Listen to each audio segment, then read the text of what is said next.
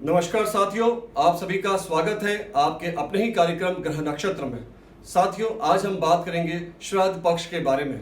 दोस्तों, श्राद्ध का अर्थ है श्रद्धा से हमारे दिवंगत पूर्वजों को याद करना।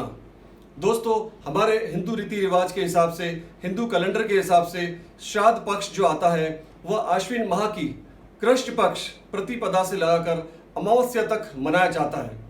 दोस्तों, हमारे घरों में हमारे जो पूर्वज जिनका स्वर्गवास हो चुका है, वह साल की किसी भी तिथि पर उनकी मृत्यु हुई हो तो इस श्राद्ध पक्ष के 15 दिनों में जिस तिथि पर उनकी मृत्यु हुई है उस तिथि पर उनका श्राद्ध मनाया जाता है।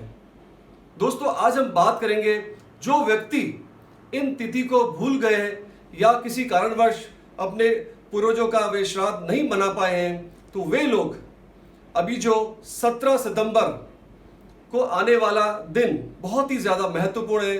जो व्यक्ति श्राद्ध अपने माता पिता का, अपने पूर्वजों का या अपने दादा दादी का, नाना नानी का मनाना भूल गए हैं, उनके लिए सर्वश्रेष्ठ दिन है अमावस्या के दिन 17 सितंबर।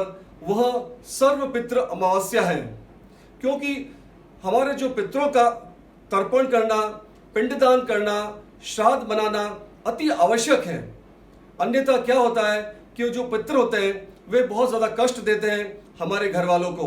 ऐसे आप लोगों ने देखा होगा कि कई घर ऐसे होते हैं, कई फैमिली ऐसी होती है जिसके घर में हमेशा कोई ना कोई बीमार रहता है।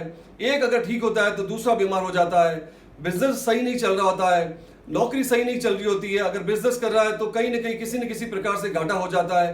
तो इस प्रकार से कहीं ना कहीं घटनाएं घटित होती रहती हैं और अमूमन देखा जाता है कि उनके पितरों की तरफ से उनको परेशानी आती है, जिस वजह से उनका धंधा, उनका बिजनेस नहीं चल पाता है। तो दोस्तों, यह जो तिथि होती है श्राद्ध पक्ष में, इन तिथि पर उनका श्राद्ध मनाया जाता है। और कई लोग तो जो सरोवर के तट पर या नदी के तट पर, जैसे कि गंगा, जमुना, नर्मदा, शिप्रा नदी, गया, यहाँ जाकर के लोग श्राद्ध पक्ष मनाते हैं, अपने पूर्वजों का तर्पण करते हैं, पिंडदान करते हैं। तो दोस्तों, ये जो मैंने आज कार्यक्रम बनाया है, ये उन लोगों के लिए है, खासकर जो भूल चुके हैं अपने पूर्वजों का उस तिथि पर श्राद्ध मनाना। तो दोस्तों, मैं आपको कुंडली के माध्यम से ही बताना चाहता हूं, क्योंकि ज्योतिष लोग कुंडली देख करके भी ये बताते हैं कि फला व्यक्ति, फला जातक जातिका को पितृ दोष है। क्योंकि आपके सामने देखिए जन्म कुंडलिका है, जन्म कुंडलिका के अंदर जो छठा भाव होता है, जन्म कुंडलिका के अंदर अष्टम भाव होता है और जन्म कुंडलिका का जो द्वादश भाव होता है, इसमें अगर सूर्य शनि, सूर्य राहु, चंद्र राहु या राहु चंद्र, इस प्रकार की अगर युतियां बनती है, तब भी ऐसे जातक जातिका के जीवन में पितृ दोष होता है। तब हम जन्म कुंडली देख करके भी उस जातक जातिका को यही कहते हैं कि आपके घर में, आपके फैमिली का पितृ दोष है आपके ऊपर, और आप जब श्राद्ध पक्ष आए तो जरूर उनको याद करके उनका तर्पण कीजिए, उनका श्राद्ध मनाइए और अच्छे से ब्राह्मण को, समझदार ब्राह्मण को घर बुला करके भोजन करवाइए।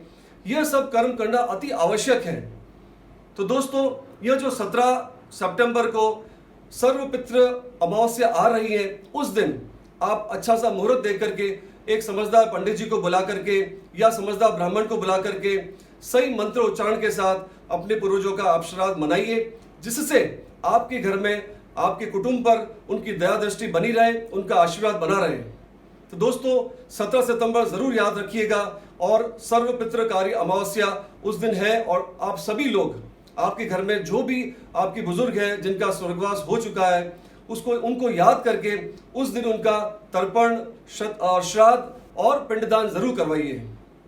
तो दोस्तों, आज मैं कार्यक्रम आपके सामने इसीलिए लेकर आया हूं कि जो लोग भूल चुके हैं, जो लोग विदेश में रहते हैं, जो लोग बाहर रहते हैं, किसी कारणवश ये कार्य नहीं कर पाए, दोस्तों खासकर आप लोगों के लिए ये कार्यक्रम मैंने बनाया है, जिसमें से अमावस्या के दिन आप जरूर ये कार्यक्रम को ध्यान रखें और अपने पूर्वजों का, अपने पितरों का तर्पण करें, पिंडदान करें और याद रख करके श्रद्धा से उनका श्राद्ध मनाएं। तो दोस्तों, आपके जीवन में अगर किसी प्रकार की कोई समस्या आ रही है तो आप मेरे कार्यक्रम में कमेंट के माध्यम से अपने प्रश्न भेज सकते हैं। और एक बात का खास ध्यान रखें, जब आप कमेंट लिखें तो #एस्ट्रो लगा करके अपने प्रश्न भेजें। तो दोस्तों, मैं अपनी वाणी को यही विराम देता हूं। आप लोग स्वस्थ रहिए, खुश रहिए। नमस्कार।